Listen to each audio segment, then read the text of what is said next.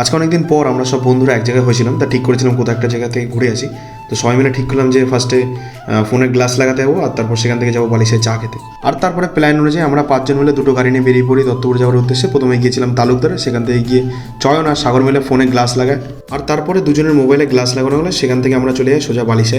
আর আমরা এই কজন মিলে বালিশে অনেকদিন পর আসলাম, আর বালিশে যখনই আসি ভালো লাগে, একদম ফাঁকা, একদম শান্তশিষ্ট একটা পরিবেশ থাকে।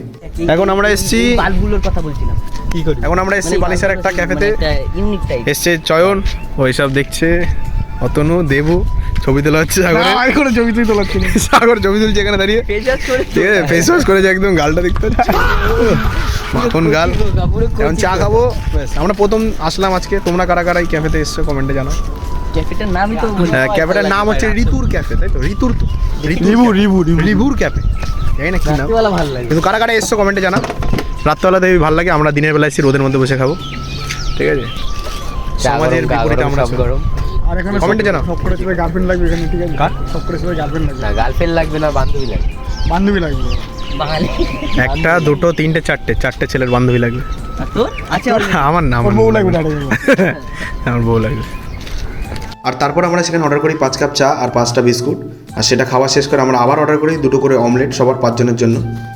আর তারপর সেখান থেকে খাওয়া দাওয়া শেষ করে আমরা রওনা দিই বাড়ির উদ্দেশ্যে। আর তারপর সেখান থেকে বাড়ি ফেরার সময় আমাদের দেখা হয়ে যায় মাখা কাকুর সাথে। তো ওনাকে দাঁড় করে আমরা মাখা খাই।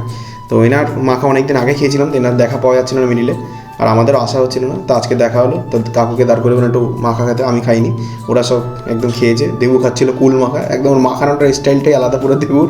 ছোটোবেলার কথা মনে পড়ে যাচ্ছে ওদের, কুল আর বিট লবণ আর লঙ্কার গুঁড়ো দিয়ে একদম মেখে খাচ্ছিল জমিয়ে। আর আমরা নিয়েছিলাম হচ্ছে পেয়ারা মাখা, নর্মালি কাসুন্দি ছাড়া, জাস্ট একটু বিট নুন আর বাদ বাকি মশলা দিয়ে দিয়েছিল, জানি না কাকু।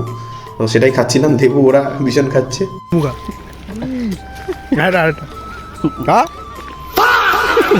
তারপর সেখান থেকে বাড়ি ফিরতে ফিরতে আমার 5টা বেজে, আর 5টা থেকে ছিল আমার পড়ানো। তো এখানে হচ্ছে ক্লাস 5 আর 4 পড়ানো ছিল, আর এরপরে ছিল ক্লাস 8 আর 7দের পড়ানো। তো আজকের ভিডিও এইটুকুনি। ভিডিওটা যদি ভালো লাগে অবশ্যই লাইক করবে, তোমরা কমেন্ট করো তোমরা গেছো নাকি ওই ক্যাফেটাতে, আর চ্যানেলটা অবশ্যই মনে করে সাবস্ক্রাইব করো। দেখা হবে পরবর্তী একটা ছোট্ট মিনি ব্লগে। ততক্ষণের জন্য বাই।